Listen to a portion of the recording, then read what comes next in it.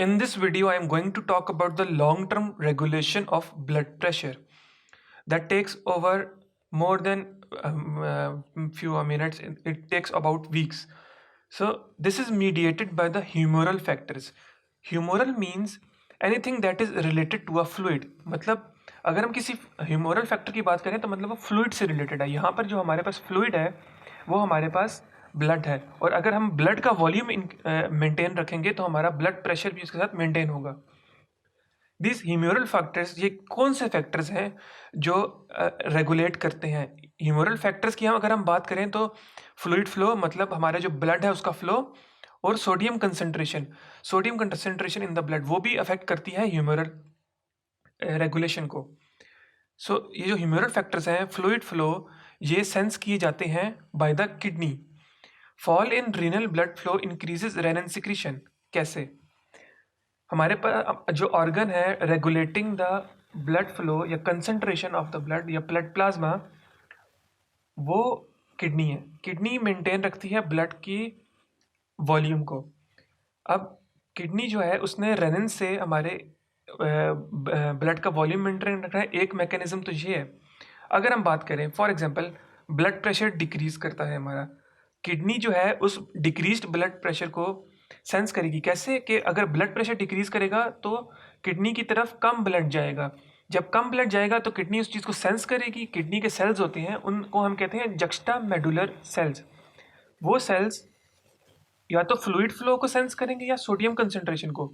जब वो सेल्स इसको सेंस करेंगे कि कम कंसंट्रेशन आ रही है, कम फ्लूइड आ रहा है टुवर्ड्स द किडनी, तो किडनी के एक तो अपने 3 मैकेनिज्म है, और फिर वो रेनिन से आगे भी मैकेनिज्म प्रोड्यूस करवाती है। किडनी का अपना मैकेनिज्म क्या है कि एक तो वो एक्सक्रीशन जो है पानी की, वो कम कर देगी ताकि प्लाज्मा वॉल्यूम मेंटेन रहे। जब प्लाज्मा वॉल्यूम मेंटेन रहेगा तो हमारे पास ब्लड प्रेशर जो है वो इंक्रीज रहेगा। प्लाज्मा वॉल्यूम से एक तरह से ब्लड प्रेशर रेगुलेट हो गया। दूसरा वो कहेगा एड्रिनल ग्लैंड को, किडनी ने मैसेज सेंड किया एड्रिनल ग्लैंड को, जो एल्डोस्टेरोन सिक्रीट करेगा। जब उसने एल्डोस्टेरोन सिक्रीट किया, एल्डोस्टेरोन जो है वो सोडियम की रीअब्जॉर्प्शन करवाता है, अल्टीमेटली पानी की रीअब्जॉर्प्शन करवा रहा है। जब रीअब्जॉर्प्शन हो रही है तो एक्सक्रीशन थ्रू द किडनी कम हो रही है। रीअब्जॉर्ब करवा लिया, उससे भी क्या हुआ, एल्डोस्टेरोन ने पानी जब रीअब्जॉर्ब करवा लिया तो उसकी वजह से भी प्लाज्मा वॉल्यूम मेंटेन हो गया, तो ब्लड प्रेशर इंक्रीज कर जाएगा। प्लाज्मा वॉल्यूम मेंटेन हुआ या ब्लड वॉल्यूम मेंटेन हो रहा है तो ब्लड प्रेशर जो है वो अल्टीमेटली इंक्रीज करेगा। तीसरा मैकेनिज्म किडनी का, किडनी ने रेनिन को सिक्रीट किया। रेनिन जो है वो जाएगा ब्लड में, सेल्स किडनी के सेल से सिक्रीट हुआ, रेनिन गया ब्लड में। अब एक तरफ से रेनिन सिक्रीट हुआ है, दूसरी तरफ से लिवर जो है वो एंजियोटेंसिनोजन इनएक्टिव है। एंजियोटेंसिनोजन लिवर से ब्लड में आएगा। इधर से एंजियोटेंसिनोजन ब्लड में आया, इधर से रेनिन ब्लड में आया, तो रेनिन ने एंजियोटेंसिनोजन को एंजियोटेंसिन 1 में कन्वर्ट किया। अब यह दोनों ब्लड में ही फ्लो कर रहे हैं।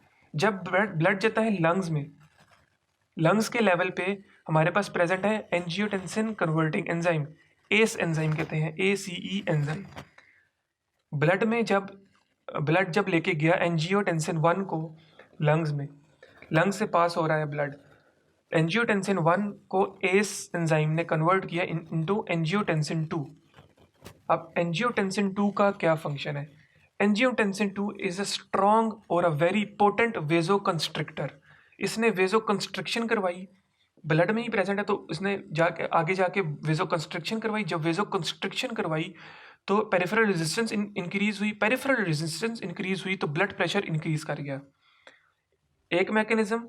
दूसरा, एंजियोटेंसिन 2 का क्या फंक्शन है? एड्रिनल ग्लैंड को कहा कि तुम एल्डोस्टेरोन सिक्रीट करो। एल्डोस्टेरोन फिर वही फंक्शन करेगा कि एल्डोस्टेरोन सोडियम की रीअब्जॉर्प्शन करवाएगा, पानी की रीअब्जॉर्प्शन करवाएगा, एक्सक्रीशन कम करेगा थ्रू द किडनीज, उसको वेस्ट नहीं जाने देगा, और ब्लड वॉल्यूम मेंटेन रखेगा। जब ब्लड वॉल्यूम मेंटेन हो गया तो ब्लड प्रेशर भी इंक्रीज हो जाएगा। दूसरा मैकेनिज्म।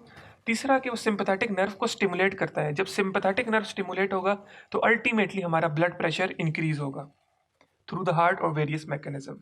सो ये 3 मैकेनिज्म्स हैं जो एंजियोटेंसिन 2 के थ्रू मेंटेन हो रही है। इस तरह जो है हमारे बॉडी में लॉन्ग टर्म रेगुलेशन हो रही है, मतलब over the period of weeks.